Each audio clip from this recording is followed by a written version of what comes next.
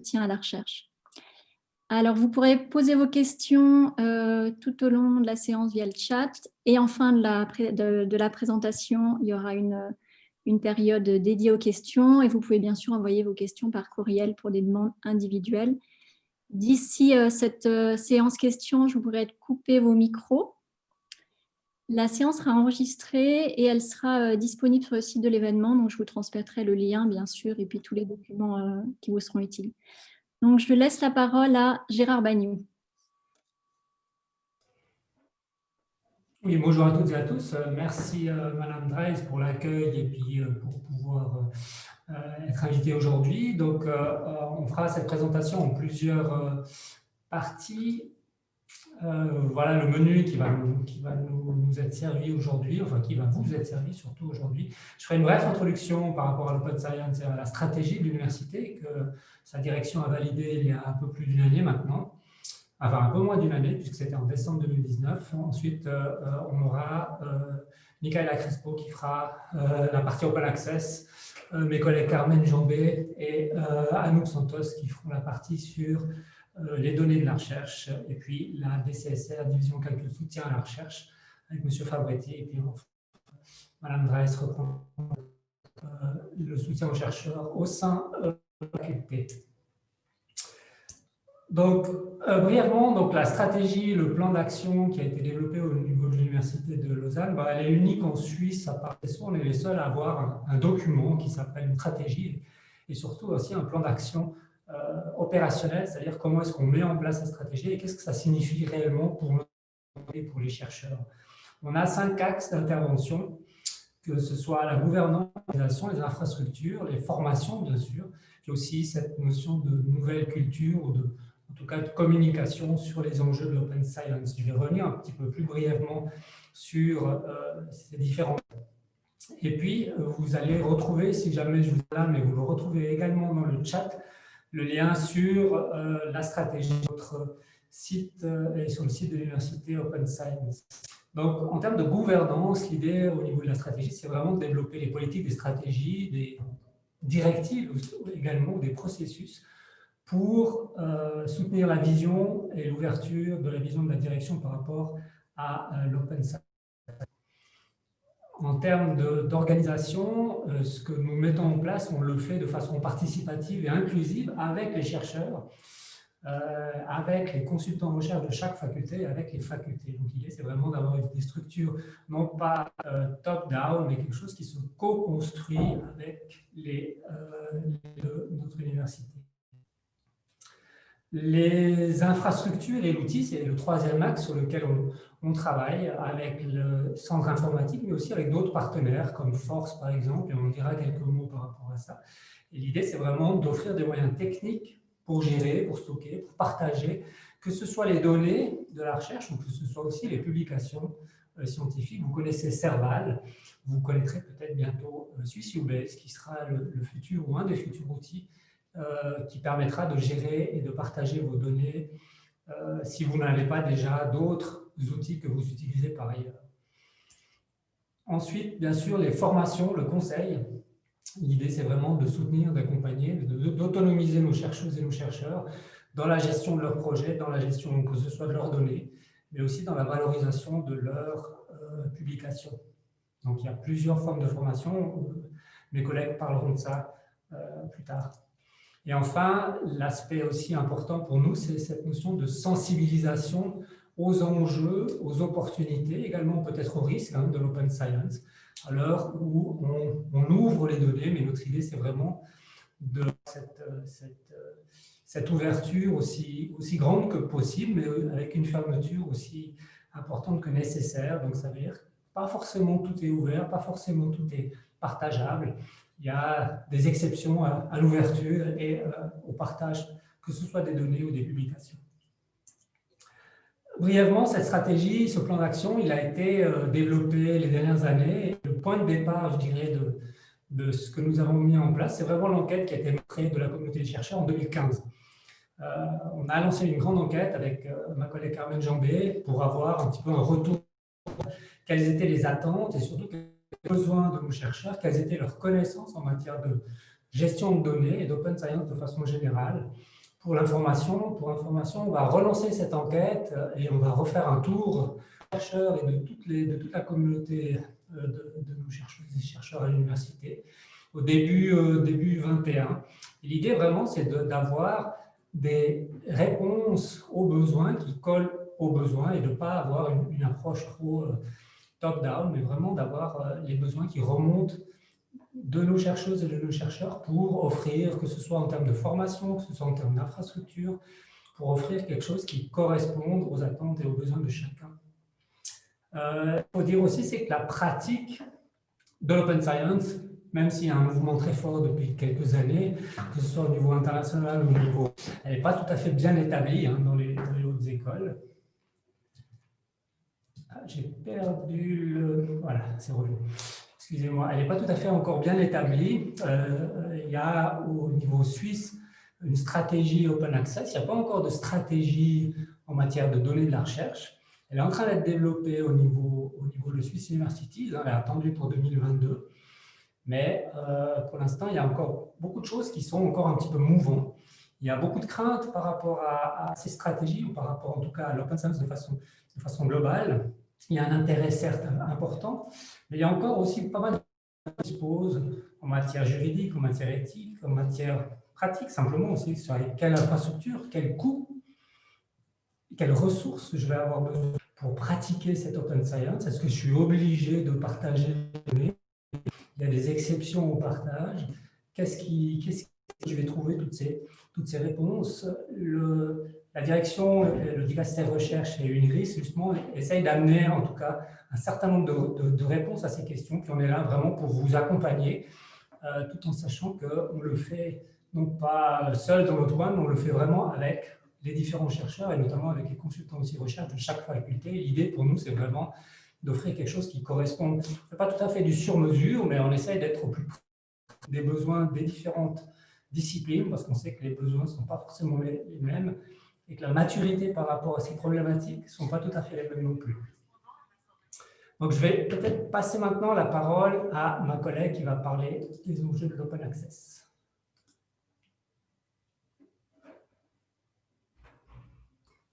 Merci Gérard. Oui, donc moi je vais continuer avec la partie d'Open Access. Je vais vous parler notamment sur les nouveautés, donc les dernières choses qui sont maintenant en train d'être organisées et non pas la théorie ou le détail que vous pourrez, disons, connaître si vous allez sur le site web. Donc, pour commencer, j'irai tout en premier parler de la directive Open Access.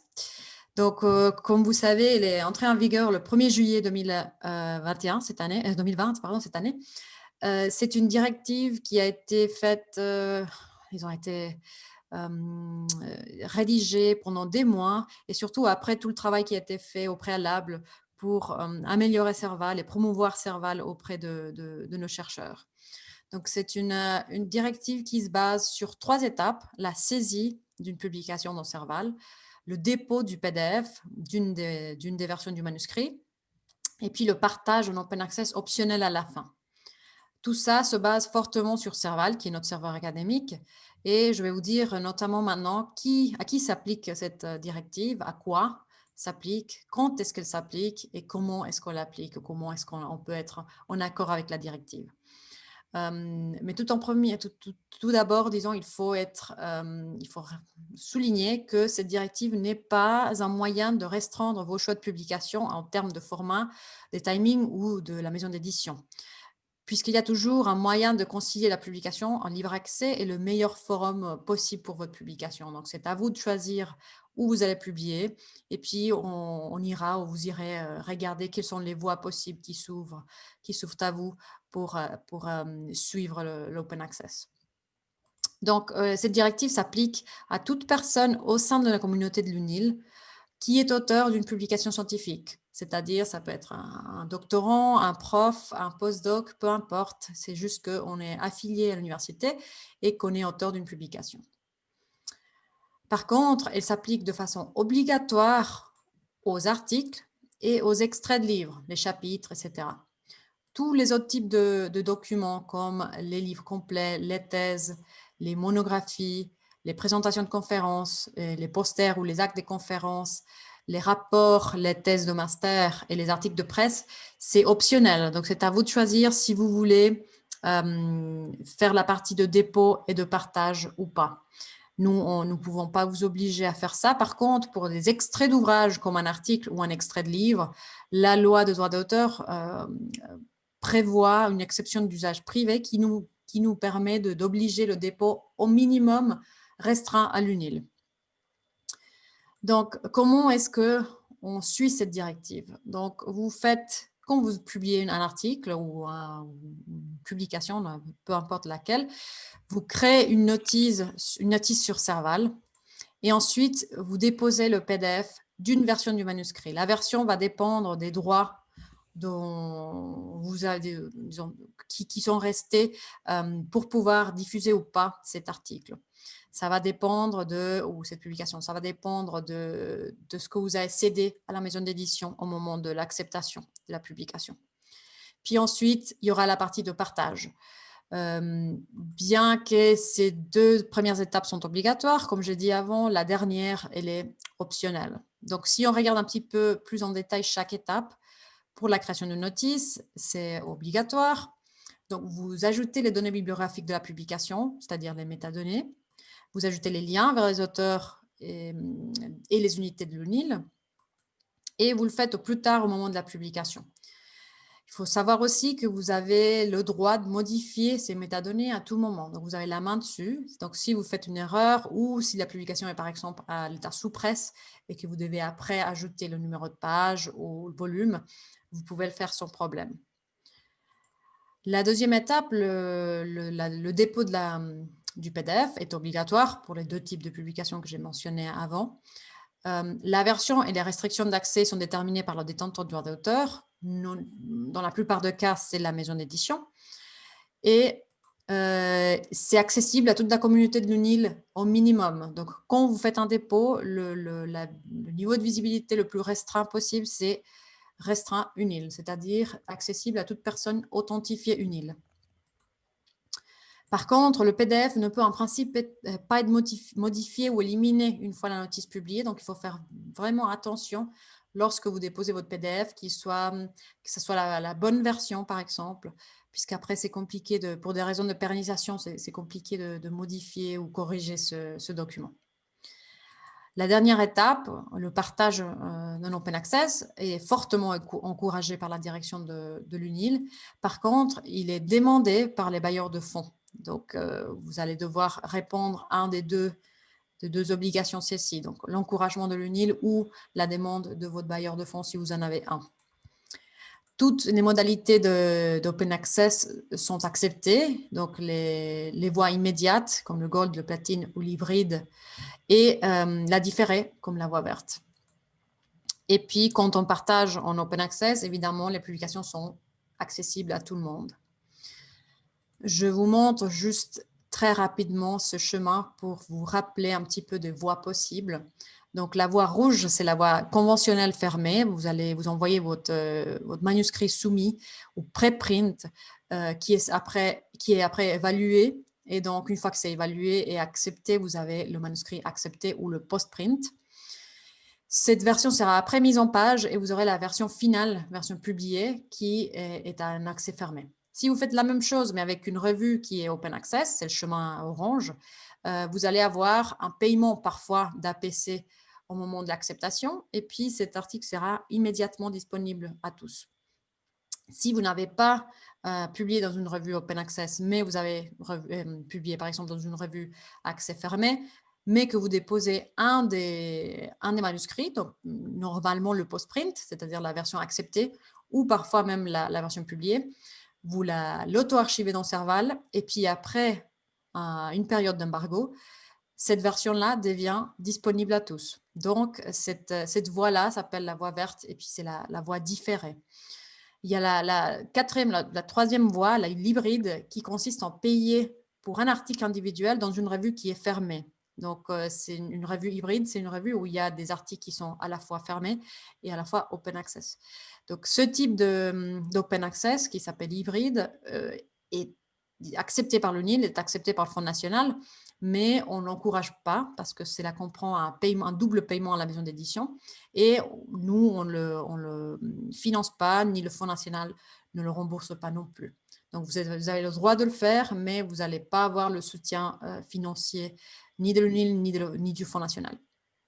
Par contre, ce qui n'est pas de l'open access, c'est le partage dans des plateformes de partage de liens sur Academia, ResearchGate ou même le site personnel de l'auteur. Les auteurs sont responsables du contenu que leur appartient et doivent veiller alors à qu'il soit d'actualité. Et puis, pour ce qui concerne les publications antérieures, les auteurs peuvent créer des notices et, bien que ce ne soit pas obligatoire, le dépôt est tout à fait possible dans Serval. Après, si vous avez plusieurs obligations parce que vous avez un bailleur de fonds, par exemple, vous devez suivre ou vous conformer prioritairement aux exigences du bailleur de fonds en ce qui concerne l'open access. Si vous êtes financé par le Fonds national, vous devez suivre leur mandat et leurs exigences en matière d'open access. Cependant, quelle que soit votre source de financement, vous devez vous conformer aux 2 premières étapes de saisie et de dépôt dans Serval. Vous avez à votre disposition une page ressources sur notre site Open Science. Là, c'est marqué à gauche où vous la trouvez. Il y a une vidéo qui vous explique à peu près ce que je viens de dire et vous avez aussi d'autres informations. Donc, en ce qui concerne les licences avec les maisons d'édition, cette année a été marquée par la négociation avec plusieurs grandes maisons d'édition de contrats de type Read and Publish, c'est-à-dire de contrats où l'on paye pour accéder aux revues qui sont fermées, mais aussi pour que nos chercheurs puissent publier en open access dans ces revues. Nous avons, à présent, disons jusqu'à maintenant, ces 2 types de soutien à la publication, le soutien pour le green, c'est-à-dire on met à disposition de Serval pour que vous puissiez partager vos publications qui sont fermées en utilisant la voie verte. Et par contre, on a aussi un accord avec De Gruyter jusqu'à maintenant qui prévoit le dépôt de la version publiée sur Serval immédiatement. Donc, vous avez le droit de publier dans Serval, déposer et partager dans Serval la version publiée de vos publications à partir de 2020. En ce qui concerne le Gold Open Access, on a des accords avec certaines maisons d'édition pour couvrir la totalité des APC. C'est le cas avec Cogitatio, Annual Reviews, Carger, Elsevier et Springer. Et par contre, on a des rabais sur BMC et MDPI. Nous aurons par contre plusieurs nouvelles licences Read and Publish en 2021, donc il faut aller regarder sur notre site web. C'est juste au-dessous de la directive. Il y a le soutien à la publication et là, je mets toujours les informations à jour pour savoir quelles sont vos possibilités de financement de ce type. Donc, je vais juste parler un petit peu plus en détail de deux licences, celle Elsevier et la Springer qui sont les plus grandes. Donc, pour pouvoir accéder à ces licences ou à la publication Open Access gratuite avec ces licences, il faut que l'auteur de correspondance soit rattaché à l'UNIL, que l'article ait été soumis après le 1er janvier, soumis et pas accepté. Et puis, il y a une liste de revues Gold et hybride où cet accord est valable. Donc, il faut bien contrôler la liste avant de publier. Et on a un quota de 3000 articles en 2021. Cette année, on est très loin du quota qu'on avait, donc on n'a pas eu de problème. Mais par contre, avec la prochaine licence, Springer, qui est plus ou moins la même chose, sauf que c'est les articles acceptés après une certaine date et non pas soumis. Donc, dans ce cas-là, on avait 690 articles pour publier pour toute la Suisse entre juillet et décembre et on est très près de la limite maintenant. Donc, on risque d'ici la fin de l'année à ne plus avoir le droit de suivre, disons, cette voie gratuite pour vous. Mais c'est là, évidemment, à partir de janvier 2021, on rentre dans la 2e année et donc on aura 1390 publications pour toute la Suisse pour l'année. Et donc là, c'est vraiment une logique de premier arrivé, premier servi. Donc, vous publiez, puis nous, on va valider les demandes d'APC. Pour l'année prochaine, on a très probablement des nouvelles licences avec Taylor & Francis, Sage et Cambridge University Press. En ce qui concerne les ressources, pour en savoir plus, pour vous informer, nous avons un cours Moodle qui est toujours disponible, donc vous pouvez le suivre à votre rythme. C'est 4 modules assez courts qui vont vous expliquer un peu plus en détail qu'est-ce que l'open access et surtout un petit peu aussi par rapport au copyright, au droit d'auteur. Puis on a aussi notre petit perroquet Papago qui est votre assistant personnel open access. Vous le trouverez dans notre site web aussi. Lui, il comprend dès à présent, depuis cette semaine, aussi les licences à Read and Publish. Donc, il va reconnaître si votre revue est comprise dans une des licences et il va vous dire que vous pouvez publier sans frais additionnels. Et puis, juste, il faut répondre à quelques questions qu'il vous posera pour recevoir en réponse des fiches explicatives qui sont vraiment ciblées à votre cas particulier. Concernant vos possibilités de financement, vos obligations et vos droits. Il y a aussi un nouvel outil qui s'appelle le FNS OA Check, qui est fait qui a été développé par le Fonds national. Si vous suivez ce lien et vous trouvez vous-même dans la liste d'auteurs, vous allez recevoir ce petit rapport qui vous montre combien de vos publications sont ouvertes ou pas. Il faut dire que ce n'est pas parfait, donc ça ne va être pas 100% correct parce que c'est automatisé. Donc, il y aura des erreurs. Mais c'est très utile pour trouver les publications qui sont toujours fermées, c'est la colonne noire. Et vu qu'il vous explique quelles sont ces publications-là, vous pouvez agir pour les ouvrir, par exemple, en les déposant dans Serval après l'écoulement de la période d'embargo. Voilà, je suis toujours disponible sur l'email openaccess@unil.ch ou mon email personnel michaela.crespo@unil.ch. Et je donne la parole maintenant à Carmen qui va parler de l'open data. Oui, merci Michaela. Alors, est-ce que j'arrive à prendre la main? Ok. Voilà, donc je vais vous parler, moi, plutôt de la question des nouveautés, effectivement, open data et gestion des données de recherche de manière générale. Et en particulier de la directive 4.5, qui est la directive traitement et gestion des données de recherche, qui a été adoptée l'année dernière par la direction et qui se voulait une réponse aux besoins croissants de stockage sur les infrastructures de l'UNIL des données de recherche. Donc, l'occasion était à la fois de pouvoir clarifier un peu quelles sont les infrastructures qui existent et qui sont plébiscitées à l'UNIL, et aussi de pouvoir émettre des règles générales de bonnes pratiques des données de recherche. Donc, cette directive que je vous invite à aller consulter un peu plus en détail, présente alors effectivement les questions de traitement des données, de stockage, d'archivage et de conservation à long terme, et elle précise quels sont les rôles et les responsabilités des différentes parties prenantes qui sont impliquées dans ce processus de gestion des données. Elle définit aussi les principes de tarification pour l'utilisation des ressources de la division calcul et soutien à la recherche. Donc, nos collègues de la DCSR interviendront en fin de séance, M. Fabretti, pour vous préciser les éléments liés aux infrastructures de stockage. Cette directive s'applique à toutes les personnes qui utilisent les ressources de la DCSR, donc peu importe leur contrat. Et donc, ce qu'il faut savoir, c'est que techniquement, donc, toute personne qui n'utilise pas les ressources de la DCSR n'est pas forcément soumise ou soumis à cette directive. Néanmoins, bien évidemment qu'on recommande fortement de se conformer au maximum aux recommandations et aux exigences qui sont dans cette directive, bien qu'on n'utilise pas forcément les ressources de la DCSR directement. Là aussi, la directive précise qu'effectivement, il s'agit de gérer et de gestion, stockage et traitement des données de recherche par opposition aux données hors recherche. Donc, toutes les données hors recherche sont des données de type administrative ou de type relation avec les éditeurs scientifiques, enseignement, vulgarisation, valorisation de la recherche.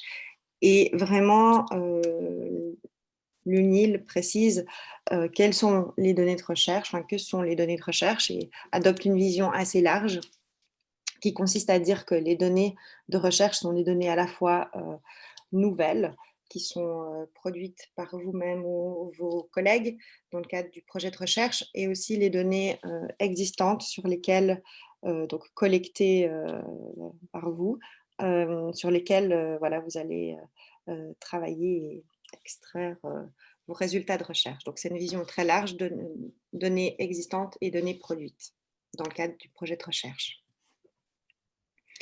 La directive précise aussi un élément important qui est celui de la propriété des données de recherche. Donc, par extension de l'article 70 de la LUL, les données de recherche sont considérées comme étant propriété de l'université. Évidemment que la question des droits d'auteur, notamment, sont exclus de cette notion de propriété des données. Donc, là, l'idée pour l'université, c'est de dire... sachant que les données collectées ou produites dans le cadre de projets financés par l'UNIL ou des bailleurs de fonds publics comme le FNS sont la propriété de l'UNIL, on peut émettre un certain nombre de directives, de recommandations pour leur gestion ou leur ouverture. Là, il s'agit effectivement d'éviter des cas de figure comme le fait de chercheuses ou chercheurs qui partent avec l'ensemble des données de recherche collectées ou produites à la fin de projets de recherche, et puis bon, plus personne ne peut utiliser ou réutiliser ces données. Mais l'élément important, donc peut-être pour tout de suite rassurer les chercheuses et chercheurs, c'est qu'effectivement vous êtes considérés comme les créatrices ou créateurs des données. Donc si quelqu'un d'autres chercheuses ou voilà, n'importe qui d'autre réutilise des données qui sont produites par vous et que vous avez partagées ou archivées dans un dépôt de données, vous allez être cité de la même, enfin vous devriez être cité de la même manière que lorsque quelqu'un d'autre vous cite pour vos publications. La directive émet aussi recommandation forte que, voilà, en plus des différentes infrastructures de stockage à disposition et règles de gestion de ces infrastructures de stockage, il est important de pouvoir assurer une bonne gestion, enfin disons une gestion des données suivant des bonnes pratiques tout au long de leur cycle de vie, donc c'est-à-dire avant même que les données soient collectées ou produites. On verra plus tard avec la question du plan de gestion des données, mais aussi pendant le projet et à la fin du projet de recherche. Cette bonne gestion doit être faite évidemment en conformité avec la législation ou les réglementations en vigueur ici à l'UNIL, mais aussi au niveau national ou international. Un élément important de cette directive est l'article 12 qui concerne le Data Management Plan. Et là, l'idée de l'UNIL et de la direction, c'est de dire à peu près la même chose que le FNS l'a fait il y a quelques années maintenant. Donc, pour les projets qui solliciteraient la division, la DCSR, la division calcul et soutien à la recherche pour des espaces de stockage, notamment, ou de calcul à haute performance, il faudra fournir un data management plan. Donc, si un DMP a déjà été fait dans le cadre, par exemple, d'un projet FNS ou un projet européen, il s'agira de transmettre cette version-là du DMP, pas de refaire le DMP dans son entier, mais par contre, s'il n'y a pas de DMP qui a été fait, il faudra en faire un. Et ma collègue Anouk vous présentera après l'outil qu'on est en train de développer et qui sera très prochainement offert pour pouvoir rédiger en ligne ces DMP. Voilà, l'idée, c'est d'avoir, au moment de la demande de soumission, l'accompagnement d'un DMP. Et puis, toujours de manière générale, ce qui est aussi souvent demandé dans les DMP en termes d'explicitation, c'est de comment gérer ces données selon les différents standards ou différents principes qui encadrent actuellement la question de l'ouverture des données, notamment la question des principes FAIR.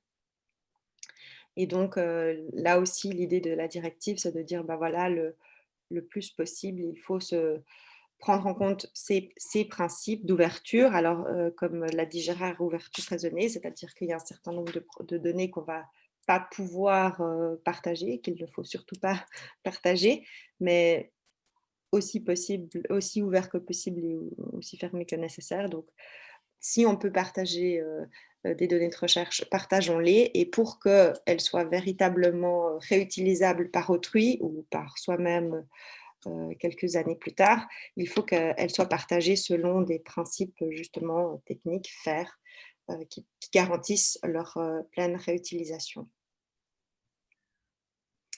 Enfin, là aussi, l'article 15 suit à peu près la même logique que le FNS, c'est-à-dire qu'à la fin du projet de recherche, les données devraient être déposées sur un dépôt non commercial, idéalement conforme au principe FAIR. Voilà, l'idée étant que là aussi, c'est la réutilisation des données qui est privilégiée. Donc, les données, de la même manière que les publications, en fait, devraient être déposées dans Serval, les données dans un dépôt non commercial. Alors, un des points qui pose souvent problème, c'est cette question de dépôt, parce qu'à l'heure actuelle, effectivement, on n'a pas de dépôt UNIL comme on a un Serval pour les publications, on n'en a pas un pour les données de recherche. Donc, j'imagine que certains d'entre vous ont peut-être déjà déposé des données dans Dryad ou Zenodo. Sachez que dès l'année prochaine, dès janvier prochain, on devrait avoir le dépôt national suisse UBase. Donc, c'est un projet dont l'UNIL est partenaire avec l'Université de Zurich, Force, le DASH et Switch, projet financé par Swiss Universities. Et l'idée, c'est d'avoir un dépôt des données de recherche nationales, généralistes, avec la possibilité de, évidemment, avoir certaines spécificités disciplinaires incluses, notamment au niveau de la description des métadonnées descriptives des sets de données. Et voilà, l'idée, c'est d'avoir un dépôt dans lequel on puisse partager et archiver les données de recherche selon un certain nombre de standards, justement, typiquement la question des principes FAIR ou des standards d'archivage, avec autour de cette structure, vous voyez un certain nombre d'actrices et d'acteurs qui vous aideront à la fois gérer les données de recherche pendant le projet quand elles ne sont pas encore archivées, et puis au niveau de l'archivage et de la publication finale, voilà, d'accompagner ce dépôt-là des données. Donc, je vous ai mis le lien, vous pourrez déjà aller voir la documentation, mais l'idée, c'est d'avoir dès l'année prochaine ce dépôt-là pour l'ensemble des données de recherche produites à l'université. Et puis, dans les projets actuellement qu'on mène, il y a la question effectivement de développer différents modules d'auto-formation en ligne. Anouk va vous présenter l'outil DMP Online. L'idée, c'est d'accompagner typiquement l'utilisation de ces outils par des modules d'auto-formation. La même chose pour le dépôt des données ou pour des questions toujours liées aux bonnes pratiques de gestion des données, comme l'organisation des données, leur archivage, partage, etc. En parallèle, de pouvoir aussi, on travaille sur pouvoir aussi proposer pour l'année prochaine un calendrier d'ateliers en ligne ou en présentiel quand on pourra revenir en présentiel sur ces différents aspects, voilà, pour pouvoir peut-être vous aider à proposer aussi des aides vers des solutions qui existent à l'interne. Et je vais passer tout de suite la parole à ma collègue Anouk qui va vous parler justement de l'outil DMP Online. Voilà, j'espère que ça marche. Oui, je pense que ça va marcher. Oui, alors du coup, je vous présente, merci Carmen, je vous présente brièvement donc le projet DMP Online qu'on est en train de mettre en place à Uniris actuellement. Alors, normalement, ça devrait fonctionner. Oui, c'est toujours un peu plus long sur mon ordi. DMP Online, c'est un outil de réaction de DMP en ligne qui sera disponible à l'Université de Lausanne, donc en début d'année prochaine, normalement dès janvier 2021. Donc, c'est un outil qui aide à rédiger ces DMP, en fait, de manière plus simple que simplement sur un template, un modèle Word, par exemple. Donc, c'est un outil qui nous permet aussi de créer des modèles de DMP. Et puis, en l'occurrence, on a travaillé sur un modèle générique pour l'Université de Lausanne qu'on a fait tester auprès des consultants et consultantes recherche. Donc, il y a Madame Amélie Dresse qui nous a fait aussi des remarques sur ce template par rapport aux problématiques dans vos disciplines de recherche. Donc, ça, c'était très précieux pour nous. Et puis par la suite, peut-être dans un second temps de ce projet, on pense à développer des modèles disciplinaires, en fait, donc des templates disciplinaires pour les DMP. Si jamais à l'URL dmp.unil.ch, vous pouvez déjà avoir un aperçu de la plateforme qui est déjà fonctionnelle mais qui n'est pas encore finalisée. Vous pouvez tout à fait aller voir à quoi ça ressemble. Et voilà, on est en train de finir la phase de test et puis ce sera disponible dès le début de l'année prochaine. Donc, brièvement, je vous présente un peu à quoi ça ressemble et quelles sont les fonctionnalités qui sont offertes par l'outil DMP Online.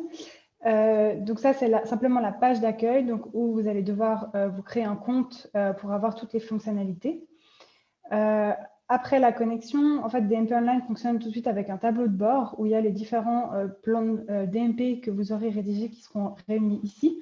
Donc là, c'est Carmen qui a fait une capture d'écran des plans qu'elle a rédigés dans le cadre des tests qu'on a fait. Donc ça, c'est l'accueil, en fait. Et puis, pour créer un nouveau DMP, il suffira de cliquer sur Create Plan. Donc là, il y a 2 boutons sur cette interface. Répondre à quelques questions qui permettent de déterminer le modèle le plus adapté à votre situation. Et puis ensuite, on arrive sur la page de rédaction du DMP. La rédaction d'un DMP commence toujours avec une page où on va d'abord renseigner les détails du projet. Donc, simplement le nom du ou de la chercheur principale, votre ORCID, etc. Donc, des infos administratives, on va dire. Donc, ça, c'est la première étape de rédaction du DMP. Et puis, ensuite, vous allez être invité vraiment à répondre à toutes les sections des plans de gestion de données. Donc là, l'exemple en capture d'écran, c'est justement le modèle générique que nous, on a mis en place avec ces différentes sections. Et puis, dans chacune de ces sections, donc une fois déroulées, il y a les questions.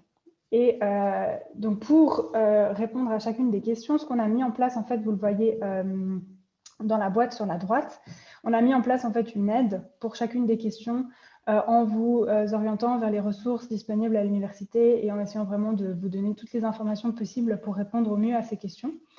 Et puis, DMP Online offre aussi la possibilité de commenter un plan qui est en fait utile pour rédiger de manière collaborative ces plans. En fait, vous pouvez être plusieurs à être propriétaire d'un plan et travailler à plusieurs dessus. Et puis, faire ça avec un processus en fait itératif et sauvegarder au fur et à mesure, revenir sur la plateforme, continuer. Une autre fonctionnalité offerte par DMP Online, donc justement, il y a cette notion de partage. Donc là, avec le fait d'inviter des collaborateurs ou des collaboratrices à travailler sur le DMP en donnant des droits en fait différents pour certaines personnes. Vous pouvez aussi choisir de publier après, une fois que vous l'avez fini, votre plan de gestion des données. Donc, c'est directement dans DMP Online. Il y a beaucoup de DMP qui sont visibles, qui ont été publiés. Donc, ça peut être simplement un exemple pour donner de la visibilité à votre travail. Une autre fonctionnalité qui est assez importante, c'est la possibilité de demander un feedback. Donc, vous allez pouvoir, une fois que vous avez rédigé votre plan ou si vous avez des points qui coincent, en fait, directement via la plateforme, demander un feedback qui arrivera en fait à l'équipe de gestion des données d'Uniris. Et puis, nous, on pourra relire le plan, faire des suggestions, des commentaires, de nouveau via le bloc commentaire de DMP Online. Et puis, vous serez notifié, en fait, une fois que ce feedback aura été fait. Et vous pourrez aller voir les suggestions qu'on a faites. Et la dernière option, donc, c'est simplement de télécharger le plan dans plusieurs formats. Ce qui sera utile en fait, par exemple, pour le joindre justement à votre demande d'espace de stockage auprès de la DCSR. Donc, si jamais on a un site web Open Science où vous retrouvez la plupart des informations dont on vous a parlé aujourd'hui. Et je passe la parole justement à la DCSR qui va vous présenter les services qui sont offerts. Donc, à Monsieur Roberto Fabretti. Hop.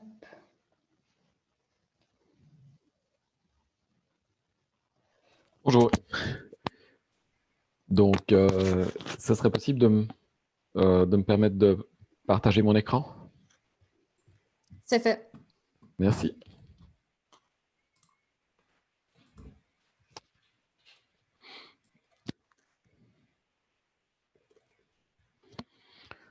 Donc, bonjour et merci de participer à cette réunion et de me permettre de présenter les prestations que peut fournir la DCSR pour votre recherche. Alors, donc, DCSR, c'est la division de calcul et soutien à la recherche, c'est-à-dire qu'on ne fournit pas seulement des services de calcul et de stockage, mais on a pour mission d'aider les chercheurs à réaliser leurs recherches.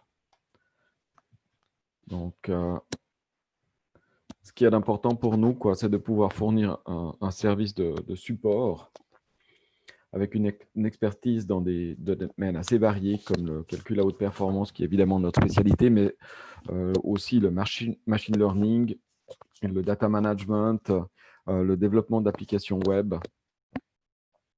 aussi bien pour le traitement de données sensibles ou non sensibles. Alors, je sais que pour la FGSE, la partie données sensibles est peut-être un peu moins intéressante, mais dans des facultés aussi variées que la médecine ou les lettres ou SSP, c'est des choses qu'il faut prendre en considération. Donc, on a une équipe composée de moi-même, de Johan Roche pour l'administration des systèmes HPC, plus 2 sysadmins qu'on loue à l'Institut suisse de bioinformatique. Et au niveau du soutien applicatif dans le domaine HPC, donc optimisation, parallélisation et traitement sur des fermes de calcul, nous avons la chance d'avoir Emmanuel Jeanvoine et Étienne Orliac. Pour ce qui est machine learning et data science, nous avons Philippe Jacquet.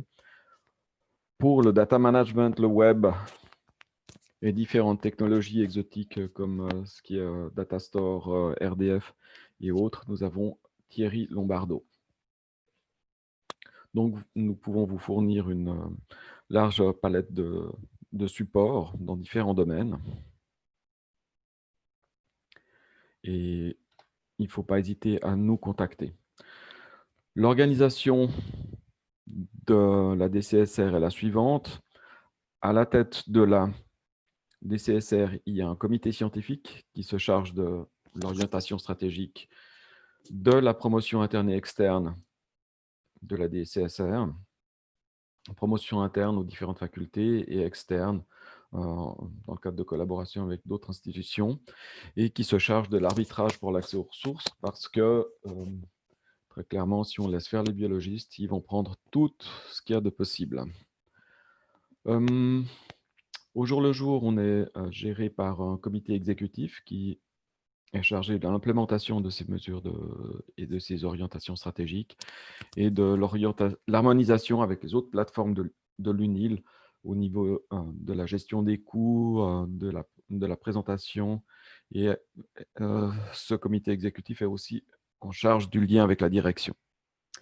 Donc, il y a le directeur, moi-même, un certain nombre d'administrateurs système et 5 personnes qui sont dédiées à faire du conseil. Donc, HPC, data scientist, full stack et software spécialiste. Donc, actuellement, nous avons 2 clusters pour les données standards.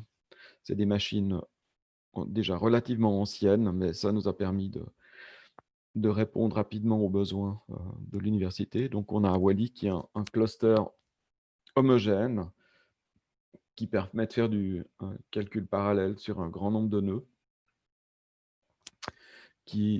et Axiom qui est un cluster qui ne permet pas de faire du calcul parallèle sur plusieurs nœuds, mais qui comprend des fat nodes jusqu'à 1 Tera 5 de mémoire, qui est très hétérogène malheureusement, et qui lui a aussi un scratch dédié. Pour le traitement des données sensibles, on a un cluster airgapped qui comprend 10 nœuds de calcul avec son stockage dédié et qui est séparé de l'Internet.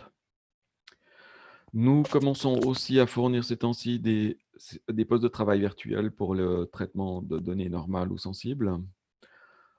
Alors, on peut créer des stations virtuelles avec beaucoup de cœur, avec du stockage rapide et des GPU pour le traitement, soit en machine learning, soit en calcul HPC classique, avec une assistance par des GPU.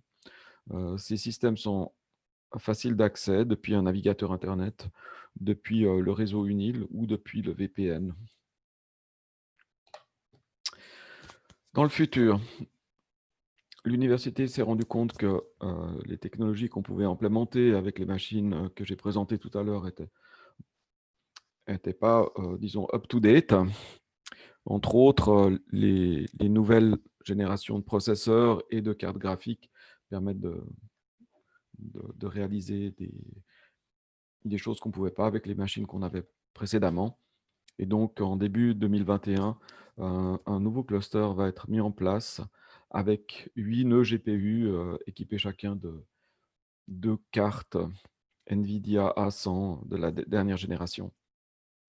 On aura de plus 2 pétas de stockage partagé performant. Donc, ça nous permettra d'avoir à la fois une combinaison de CPU, GPU et d'un nouveau stockage qui fera un cluster cohérent qui sera plus simple à utiliser par les utilisateurs. D'autre part, de l'autre côté, on aura un stockage sécurisé haute performance qui pourra proposer des volumes cryptés pour le traitement des données sensibles. Voilà, pour accéder au service de la DCSR, l'adresse, je pense que beaucoup d'entre vous la connaissent déjà, c'est sur le site du CI. Et je vais essayer de faire une petite démonstration.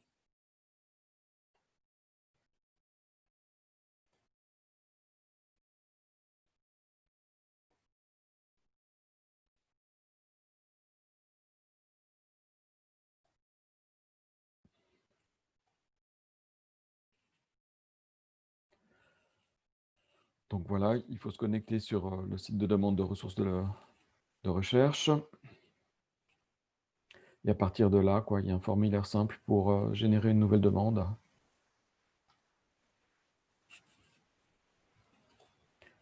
Donc, ce site, ces informations doivent être remplies par un principal investigator, parce que malheureusement, ces services sont soumis à facturation. Enfin, le premier terabyte de données est gratuit, mais au-delà, il y a une facturation qui est en place. Donc ici, il suffit de remplir le nom du projet de recherche.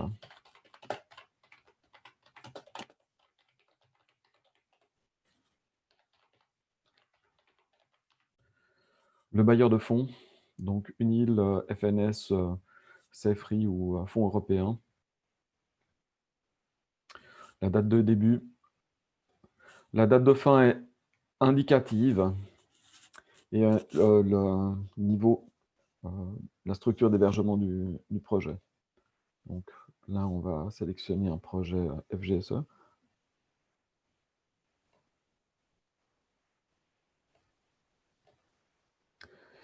Ici, il faut préciser si c'est des données normales, des données personnelles ou des données sensibles qui doivent faire l'objet d'un traitement particulier. Et là, ça permet de remplir soit le data management plan que vous avez créé à l'aide de l'interface présentée tout à l'heure, soit la date à partir de laquelle vous pensez avoir un data management plan. Et ensuite, ici, on peut sélectionner des bundles, donc différents produits. Ça, c'est le stockage sur le NAS, le nouveau NAS des CSR. Le volume de données. Et puis, pour le calcul, pareil.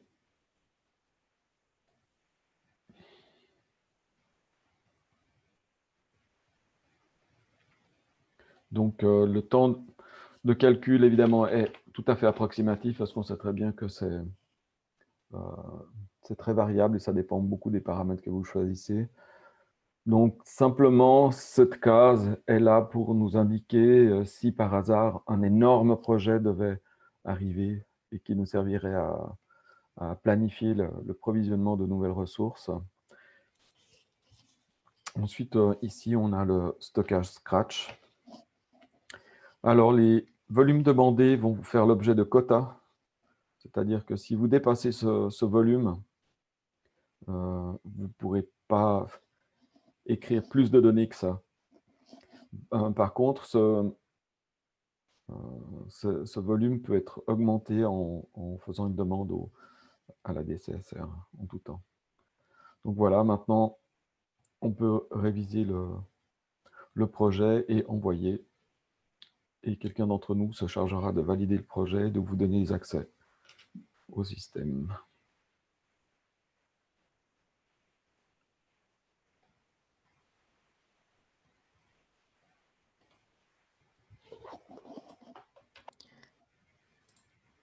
Merci. Je vais juste finir pour... Pardon, il faut que je retrouve ma présentation PowerPoint. Très bien. Alors, donc, voilà, on a vu ça. Pour nous demander de l'aide, il suffit d'envoyer un mail à helpdesk@unil.ch avec un sujet contenant des CSR. Comme ça arrive directement dans notre fil. Et on se chargera de vous répondre aussi vite que possible. Voici le wiki de la DCSR pour savoir comment utiliser nos ressources. Nous organisons régulièrement des cours pour l'utilisation de nos infrastructures et nous allons bientôt mettre en place de nouveaux cours dans de nouveaux domaines. Service de conseil. Alors voilà, on peut vous aider à analyser les données à propos sur les ressources que nous pouvons fournir. Nous avons du personnel qui est spécialisé en machine learning. Aussi pour une aide à la structuration de données pour l'analyse et des conseils pour la visualisation ou le traitement de données sensibles. Donc, n'hésitez pas à nous contacter. Même avant d'entreprendre une soumission de projet, pour qu'on puisse vous aider à estimer la quantité de ressources informatiques qui seront nécessaires pour votre recherche. Voilà, je vous remercie. Merci beaucoup. Merci à tous pour vos présentations. Alors, avant de laisser la parole aux participants, pour des questions, si vous en avez, je voudrais brièvement compléter ces informations pour rappeler le soutien qui existe dans la faculté. Alors, pour ce qui est du plan de gestion de données, je vous rappelle que je suis disponible pour les relire et pour vous conseiller, notamment si vous déposez un projet au Front National. Pour ce qui est des notices Serval, donc il n'y a plus de validatrice, comme vous le savez, mais il y a toujours des personnes compétentes dans la faculté pour vous aider si vous rencontrez des difficultés en entrant ces notices. Alors, il s'agit de Catherine Schlegel-Ray pour l'IDIST et l'ISTE et de Manon Rosset pour l'IGD. Alors, vous trouvez aussi toutes ces informations pour les personnes de soutien à la recherche pour savoir à qui vous adressez. Elles sont toujours mises à jour dans la page « Vous êtes chercheur » de la faculté. Donc, vous pourrez trouver toujours ces informations ici. Alors, avec Catherine, nous avons fait un petit sondage rapide des articles déposés dans Serval par la faculté pour voir les difficultés auxquelles faisaient face les collaborateurs. Première difficulté qu'on constate, c'est que les collaborateurs FGS, ceux qui ne sont pas en premier auteur, qui sont un peu plus loin dans la liste des auteurs, souvent ne déposent pas le post-print, donc la version acceptée en Word, qui serait la version la plus largement diffusable, mais déposent le PDF éditeur final, qui n'est pas diffusable en open access, et donc le mettent en accès restreint. Alors, c'est sans doute lié à une difficulté qu'ont les auteurs quand ils ne sont pas corresponding ou premier auteur d'avoir accès facilement à ce post-print. Donc, je pense que c'est un problème qui est assez courant dans l'université. Je pense que ce problème va être moins prégnant avec la généralisation des journaux en Gold Open Access. Donc, je pense que le green sera quand même, va tendance à diminuer. La deuxième difficulté est liée à une subtilité d'intervalle.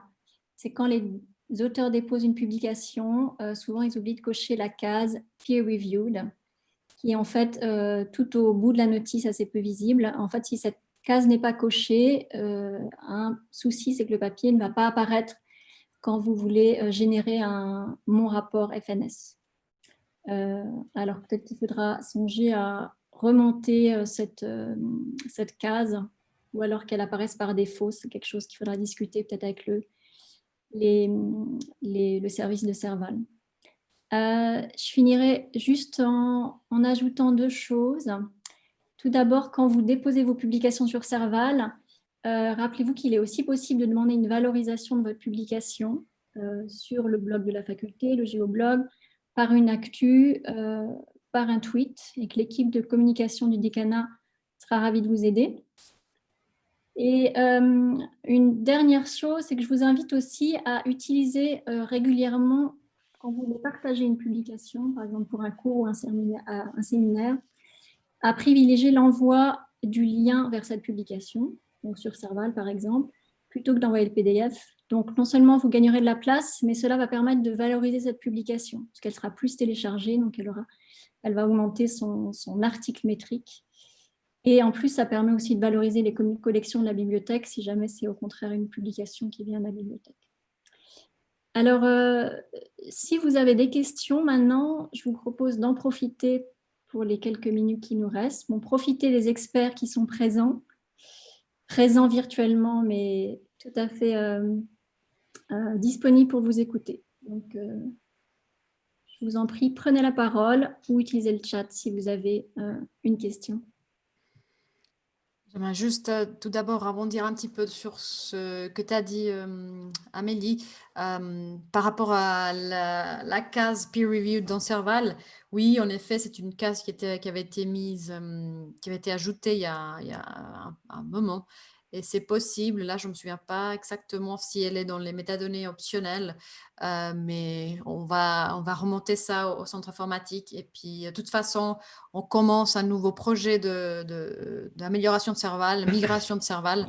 Donc, on pourra vraiment de nouveau s'y mettre et puis chercher des améliorations.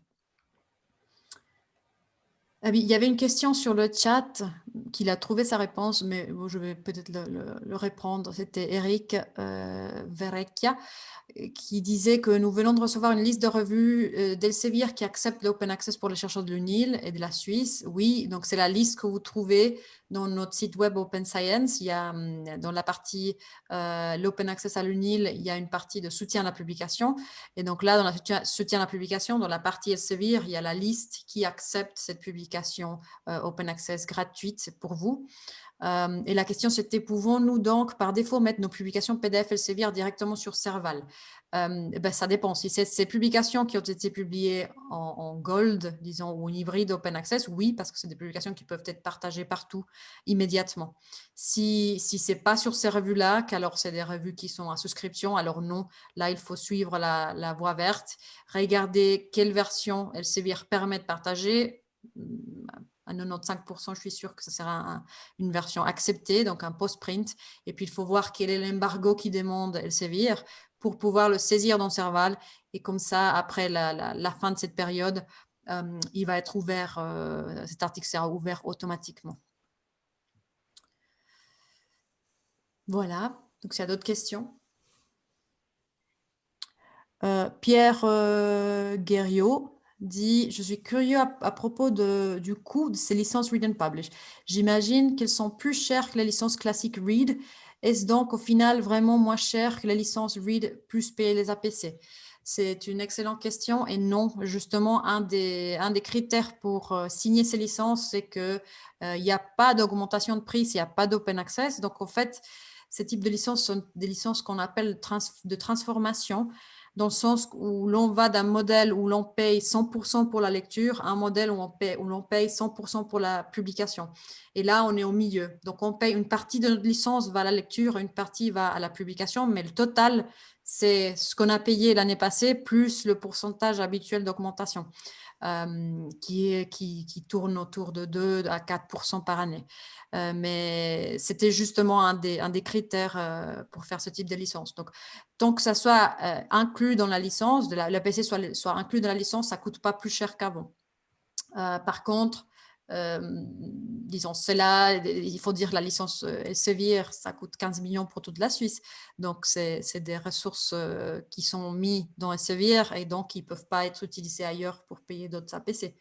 Mais bon, on verra comment ça évolue. C'était la première licence de ce type, donc je pense qu'on va apprendre aussi de cette licence. Voilà. Oui, pas de souci. S'il y en a d'autres questions, vous pouvez aussi prendre la parole avec votre micro. Hein. Vous n'êtes pas obligé de passer par le chat.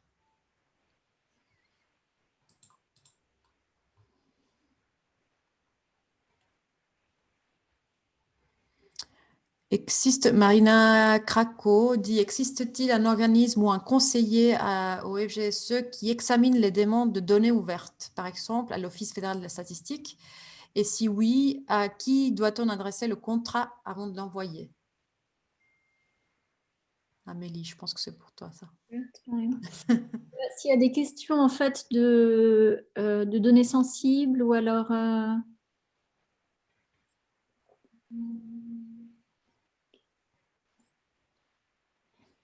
si vous voulez, si vous demandez au contraire à accéder à des données de l'Office fédéral des statistiques, je ne suis pas sûre de bien comprendre la question. Oui. Alors, moi, je ne connais pas de cas de ce type. Alors, j'en discute volontiers avec vous, en tout cas. Je vous en prie.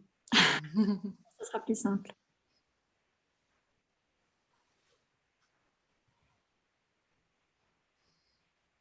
Est-ce qu'il y a d'autres questions? Alors, n'hésitez pas